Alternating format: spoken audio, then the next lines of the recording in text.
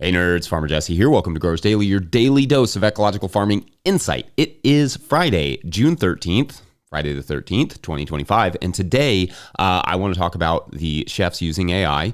We take a question about dealing with cover crops in the land where they will not die over winter. And it's Feedback Friday, so let's do it.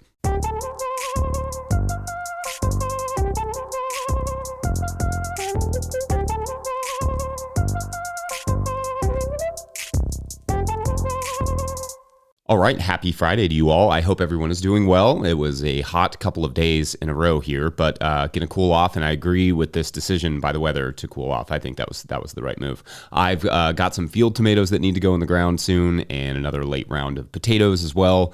Lettuce plantings, I'm pretty much caught up on, but those, have to do those every week. But this time of year, there is always something coming in, going out, all the things, like every day. So at least there's always something to do, which will pair nicely with the cooler weather.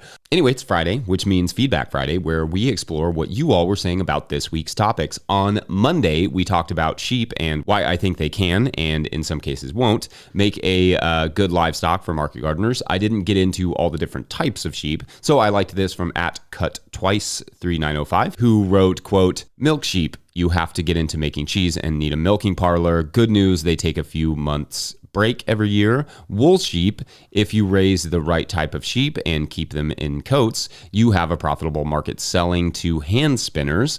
Bad news, if the sheep get sick enough, their fleece is a loss for the year. Some sheep are dual use. May I recommend Cormo? They do come with a headache of paperwork, and replacing rams regularly is required to keep their paperwork clear. Excellent meat and wool," end quote. Indeed, I did not really dive into wool or milk sheep or, any of the dual breeds, but like they said, there are a few of those breeds that are what we consider dual breeds.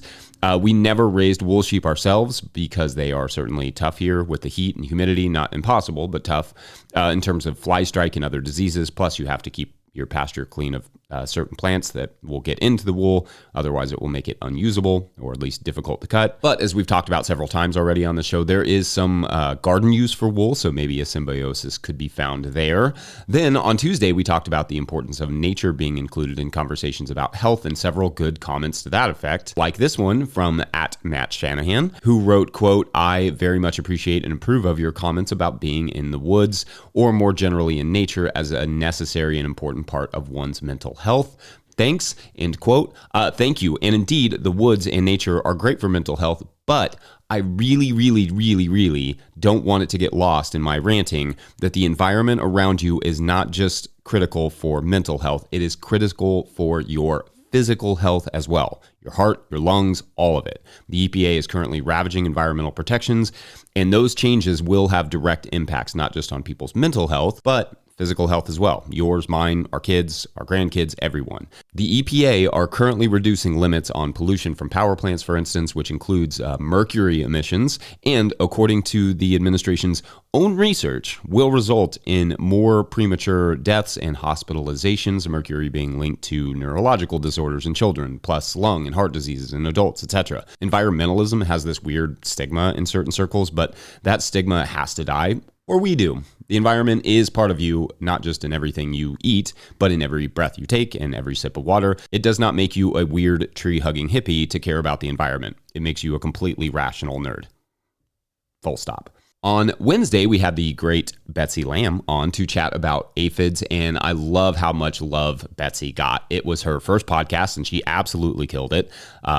@Mistral434 wrote, quote, "Thanks, Betsy. Quote unquote, first podcast, you were outstanding. Very helpful information," end quote. And I couldn't agree more. Betsy rules. I also liked this quote from @LaterDays4080, quote, "The 10,000 ladybugs I ordered and released into my garden for aphid control only to watch them fly away. We're thinking about aphids all wrong. I know that," end quote. There are a lot of issues with bringing in ladybugs and other beneficials as opposed to attracting them, but spending all that money to watch them fly away is probably the most wah-wah of them. awesome. Then on Thursday, we had not one, but two lively conversations in the comments. One about the terms people prefer for different types of gardeners/farmers, and the other about comfrey. On the terminology front, there were several like this from @WDavis12113, who wrote, quote, "Here in Northern California, the term grower is most often used to describe someone who grows cannabis," end quote. And indeed, this is definitely true in those areas, but honestly didn't even cross my mind because here in Kentucky, we do not have like legal cannabis production on any sort of scale, save for a little bit of medical marijuana. So that term is not generally used that way around here, basically at all. It's a bit colloquial, as all terms tend to be, or at least used to be. A couple other terms that came up are producer, gentleman farmer, or gentle lady farmer, presumably, urban farmer, gardening enthusiast, and kitchen gardener, among others. More out there than I even realized. On the comfrey side of the conversation, lots of love for comfrey, and certainly a few horror stories of getting non-sterile varieties. If you planted something like that, it would be similar to, say, dock or one of those other deep-rooted perennials, and getting rid of it would be extremely tough. You would have to tarp it for several months, if not a year, mulch the fire out of it, and dig up every single piece that came up. No easy way to get around it. But definitely do not let comfrey go to seed if you do not have the sterile variety. Anyway, great stuff as always. You all rock. We're going to take our first break, and when we come back, is there a kill any cover crop option that isn't tarps? BRB.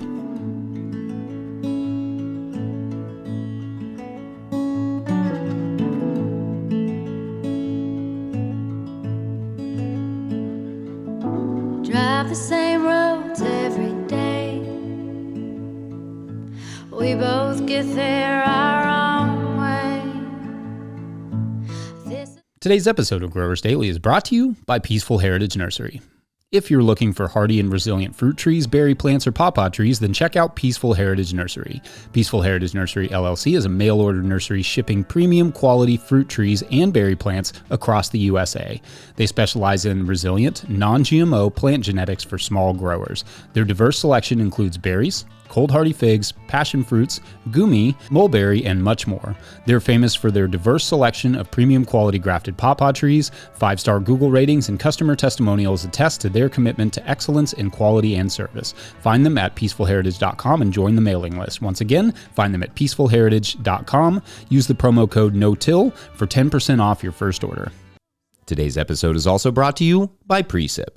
Precip is billed as the easiest way to keep track of rainfall, and that is true, but it is a lot more than that. Sure, you can open the app and immediately see accurate rainfall totals, but you can also save locations to see historical rainfall totals, wind speeds, and all sorts of other nerdy details. Their radar-based technology means you can ditch the rain gauge. I usually have to do that anyway because the kids find a way to smash it with a baseball bat. You can ditch the rain gauge and start tracking rain and other growing conditions all on your phone. Click the link in the show notes to find out more. All right, back to the show.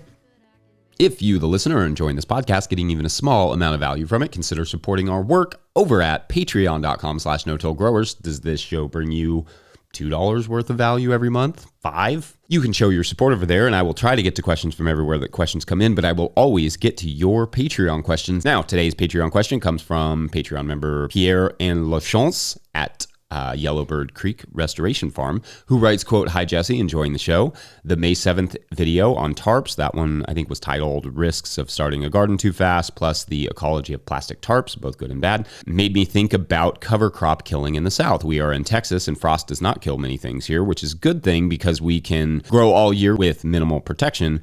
But for cover crops, it is a problem. I'm setting up my market garden to always have 1/3 under cover crop and out of production for soil health. That means killing cover crops in all types of weather and with different crops. My question is it wiser to have a specific protocol to kill each cover crop mix, a summer, a winter, and a fall method, or to try to have a general approach for all and to keep out maybe some mixes that may be troublesome for my area? I am still working on my mixes for the South. Do you do only winter cover crops? I plant in October for winter, that is terminated in January, February for planting in March, then in March for summer, terminated in the heat for planting in September, and sometimes with the rainy summer, I will sow things in August for termination in November to transplant under cover.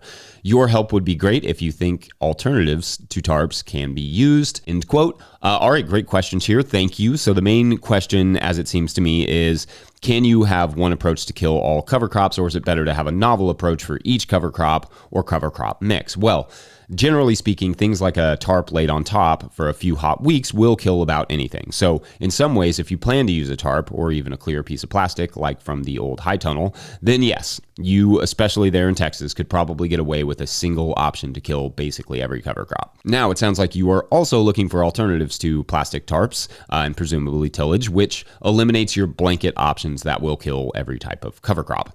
So in that case, you will indeed need a strategy tailored to the crop you are growing. And as you suggest, you will have to be very thoughtful about the mixes you put together. For example, simple legumes like peas or beans can generally be killed with a very low to the ground mowing. Then you can either let the residue dry and decompose on the surface or rake it off. But either way, with a light amount of soil prep, those beds are largely ready to roll.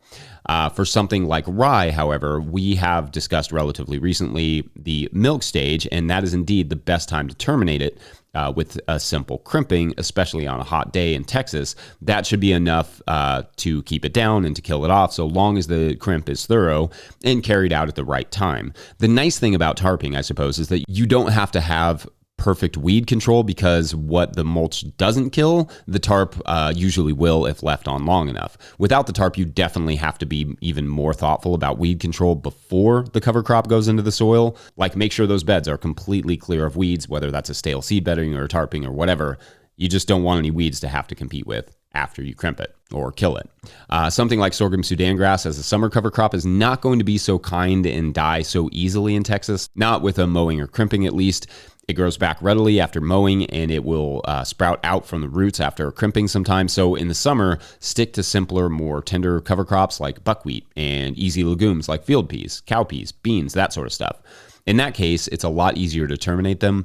Of course, that also sacrifices a bit of the mulch, but as I often say, the mulch on cover crops in hot regions is not always that helpful as a weed suppressant anyway.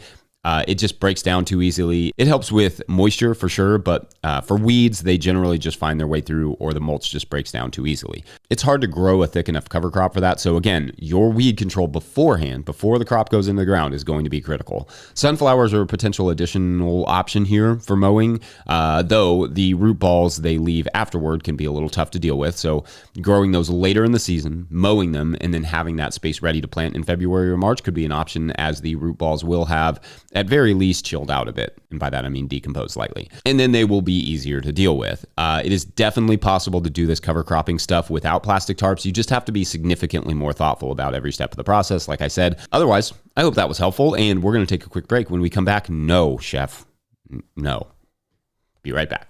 Today's episode is brought to you by FarmRaise. Still struggling with your balance sheet? Your lender's asking for a balance sheet and you're stuck with a spreadsheet mess or guessing your numbers? FarmRaise Tracks takes the stress out of farm finance. With one click, you can generate an accurate, up-to-date balance sheet that shows your assets, liabilities, and equity. No accounting degree required. You'll be ready for loan applications, tax season, or just a clearer picture of where your farm stands. Join thousands of farmers using Tracks to build stronger businesses. Get 20% off with code NOTIL20 at farmraise.com for the lifetime of your membership.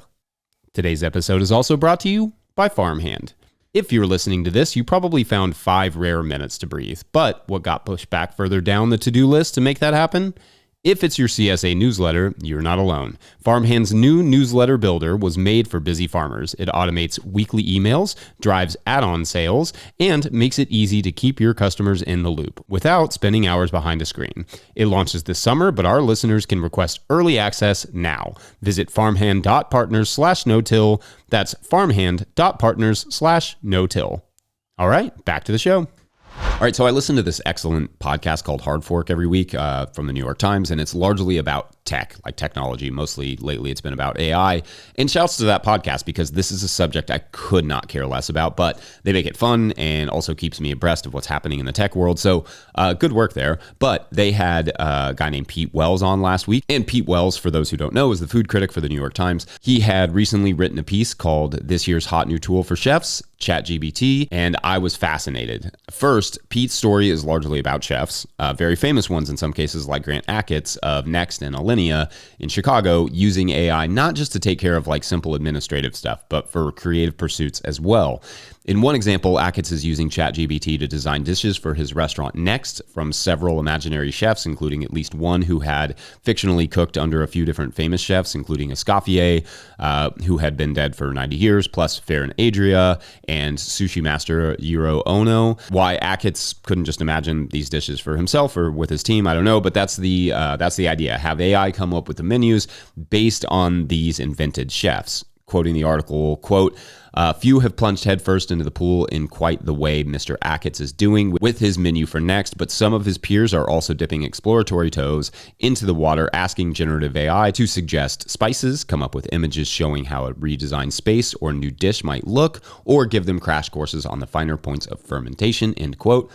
Setting aside the fact that AI is incredibly energy and water intensive, as we've discussed recently, I'm fascinated by this idea of being a creative person using AI to do the creative part of the job. As you all know, I have somewhat of a background in cooking. When I was a late teen, early 20er, I went to be a chef and worked in professional kitchens, read books, studied Escoffier. I was obsessed. I love the unique combination of both creation and entertainment, coupled with arguably the greatest of human joys, feeding people. I studied cooking tirelessly, in between drinks at least. I spent hours in the library. My friend Andy and I would go to eat burritos before work and bust out the latest art culinaire or cookbook or whatever we'd bought and scheme on ideas for dishes.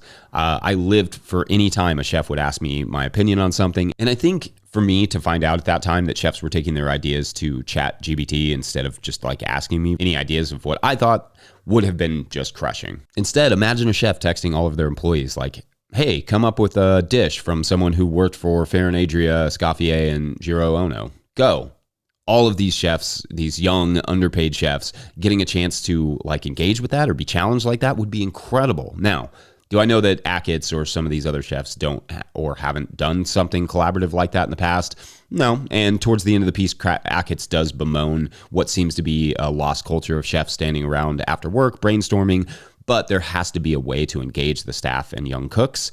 AI doesn't teach those cooks how to research or how to be creative, how to collaborate, how to invent, which should be part of the goal of being a head chef, is teaching those other chefs how to challenge yourself creatively. I'm sure there are young cooks in those kitchens, much like I would have been, who have ideas, who would love the challenge of coming up with a dish like that. I expect people to use AI to relieve them of some expensive labor. I don't agree with it, but that's the expectation. When they use it to do a creative part of their job, though, that shocks me. Because what's the point of doing that job if you're going to outsource the creativity part? Isn't the creative challenge the point of being a head chef, especially a chef like Grant? It's hard to compare it to farming, but for me, who grows vegetables because I love the taste of fresh produce, it would be the equivalent of me never eating my own food or somehow outsourcing that job to someone else. What would be the point? To me, generative AI is the anti-creative, not a tool, but it's a program that ultimately takes tools away. It relieves us of our duty to learn and experience and challenge ourselves and others. So instead of looking to AI for creativity in the parlance of our times, I say look to the young chefs out there in your kitchen and let them cook. Anyway, I grow increasingly disappointed in the things AI is replacing and the normalization, if not outright celebration of that loss. So shouts to all the chefs and artists who are like, yeah, no thanks. Otherwise, I think that's my grumpy old man rant for the week. So peace out, Friday, the 13th, no less. I hope everyone has a great weekend. I will be taking my porch apart, so that should be, if nothing else, something. Don't forget, No-Till Growers is now officially a 501c3, so donations are tax deductible and greatly appreciated. Please make sure to like and subscribe and or follow wherever you're getting this podcast. That's an easy way to help us out. Enormous thank you to all of our show sponsors. And if you'd ever like to sponsor the show, you can reach out to Farmer Michelle at notillgrowers.com. Huge shouts to Willie Breeding for the theme music, Mike Hilbert for the production help and editing, and the team at No-Till Growers. Also, shouts to Epidemic Sound for the background music that you can hear.